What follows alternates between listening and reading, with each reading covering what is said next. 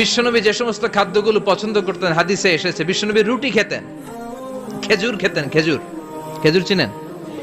Balah, তামার, দুধ খেতেন, এই মধু খেতেন, জব খেতেন, বার্লি খেতেন, লাউ খেতেন, রুম্মান, ডালিম ফল, আনার ফল, আনার চিনেন? আনার, এই আনার খেতে পছন্দ করতেন বিশ্বনবী। মাশরুম খেতেন, মাশরুম, মাশরুম চিনেন?